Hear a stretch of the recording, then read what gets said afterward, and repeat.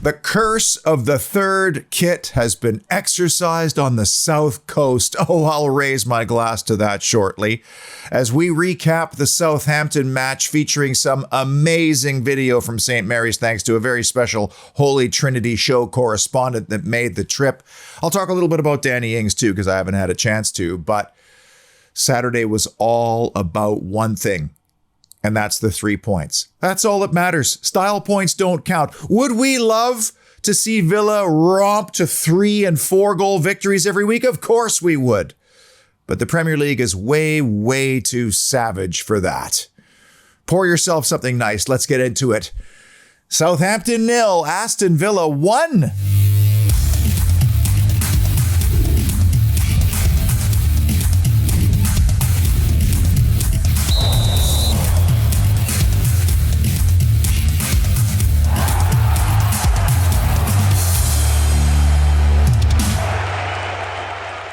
I'm continuously blown away by you and the support of the show, not just in the thanks button and the financial support you've given the show, but also little things like sending me video from matches. I'm 7,400 miles away. I've never been to a Villa game, home or away. And there you are sending me stuff, which means that you're focusing on your phone at times for me rather than the game. And I can't thank you enough for that. This might have to become a regular feature. This is Holy Trinity Show's special correspondent, Samir Gaibee, live, recorded from Southampton and St. Mary's. This is fantastic stuff. There are the boys warming up. I'm just going to shut up now and let you enjoy these magnificent scenes.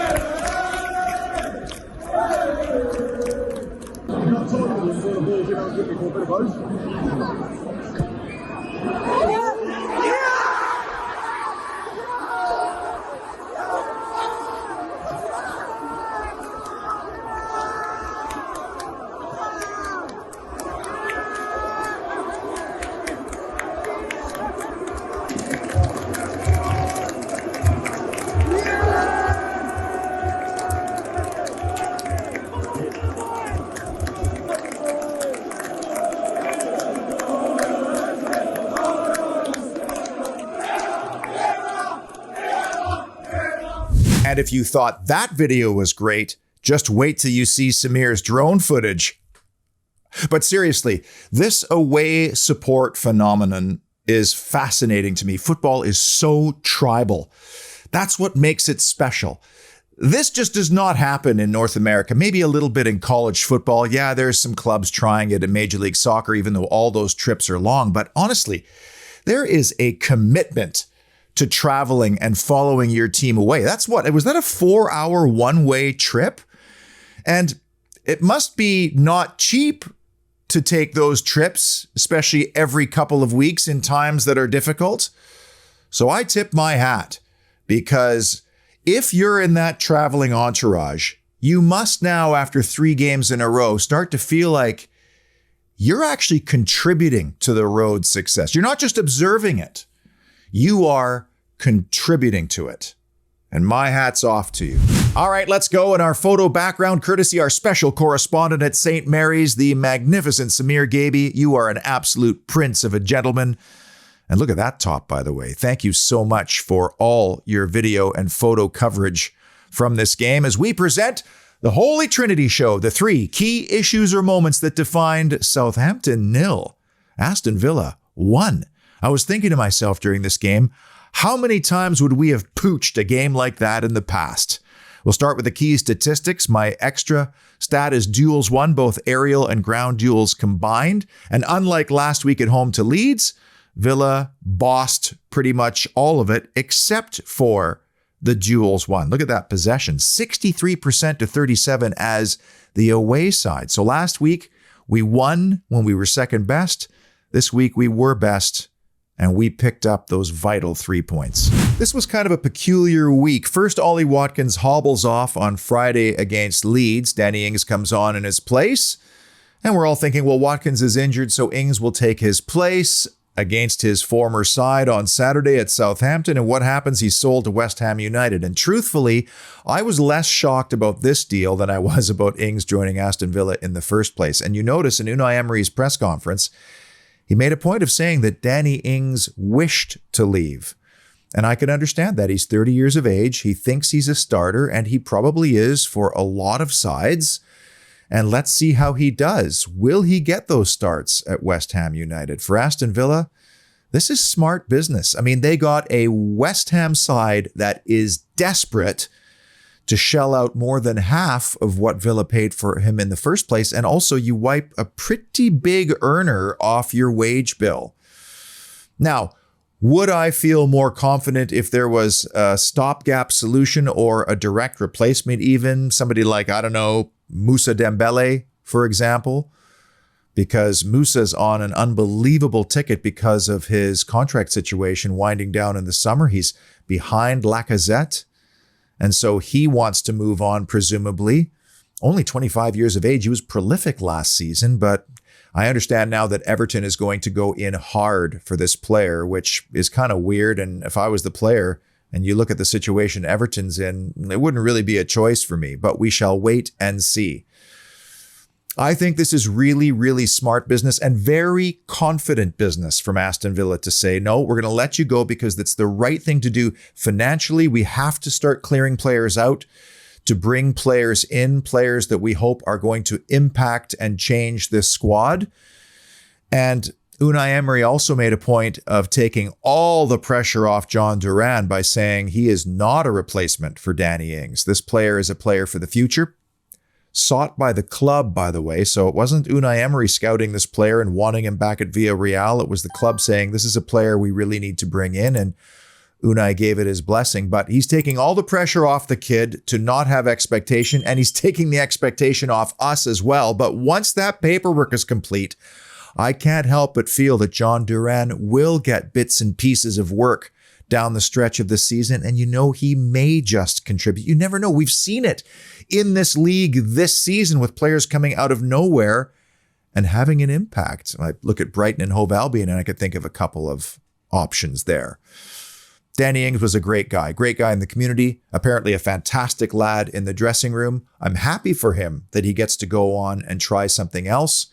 And the way this game played out in the end was also twinged with a little bit of irony, given how it unfolded. Here's an analogy for you.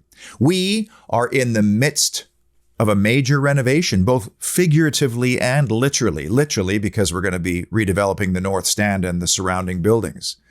And so the owners bought this property because they saw huge potential, and their long-term vision was to be in this kind of neighborhood over here where there's a lot of European languages being spoken. Now, in order to get there, you got to fix the house up because right now it doesn't fit with all the others.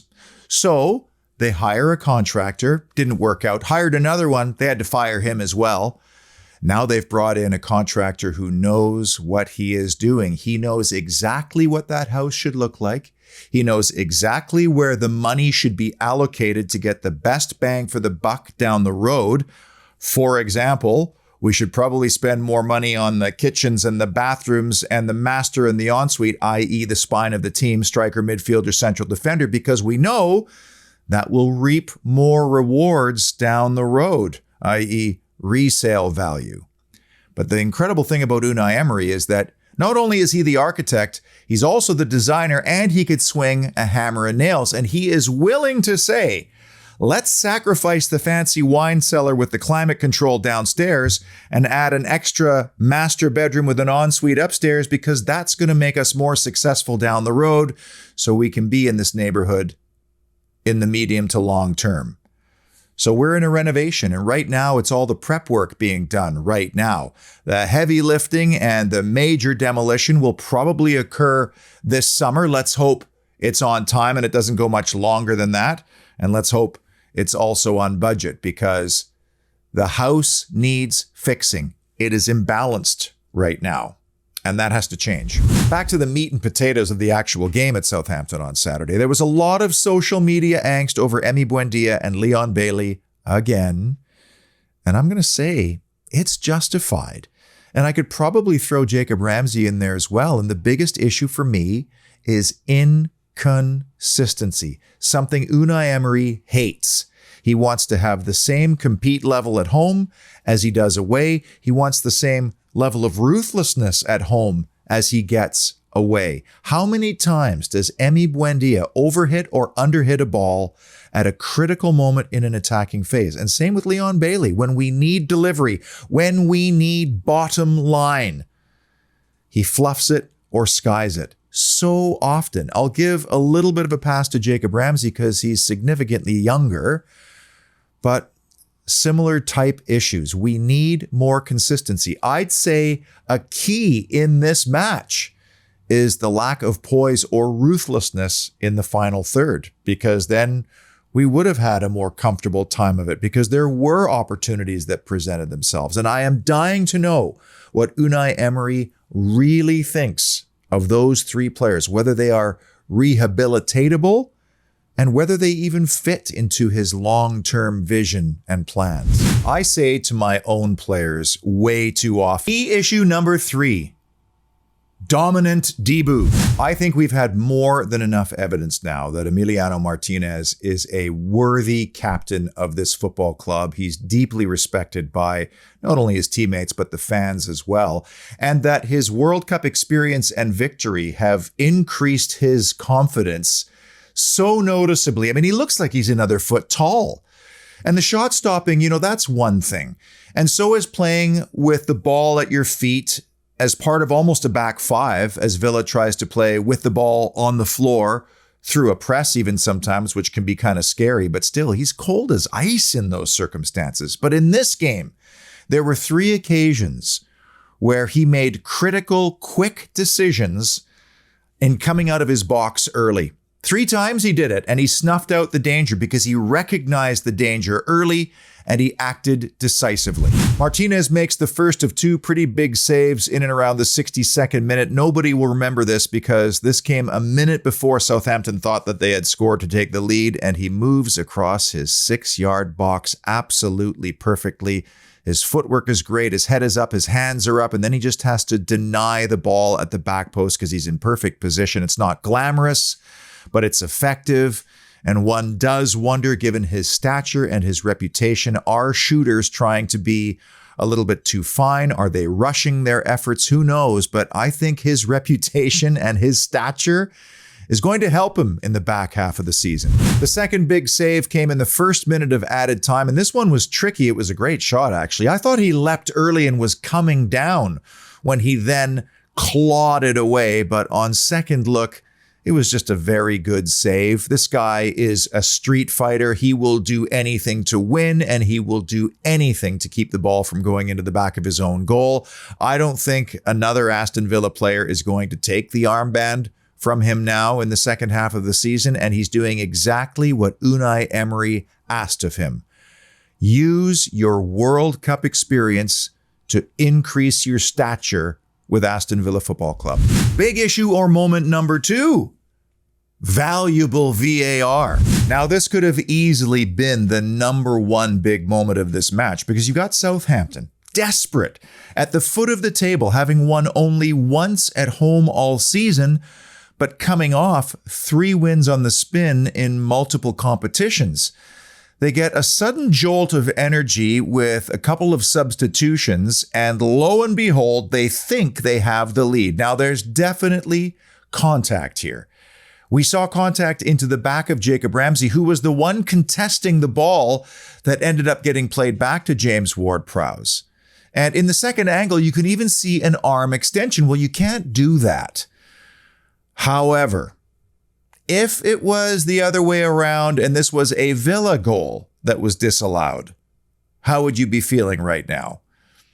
Because this is as 50-50 a decision that I've ever seen. I've seen these given. We've now seen them disallowed. It could go either way. And on this day, it went Aston Villa's way. And as we know, even in the form that they're in, playing from behind on the road is not optimal.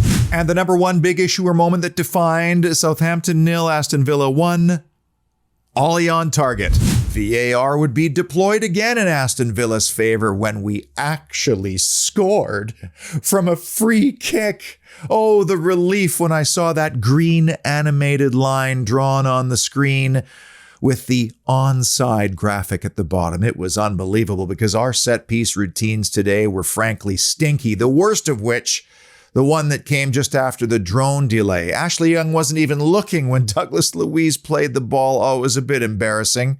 And I was thinking as they were deliberating over who was going to take that free kick that led to the goal, we're not going to score from this.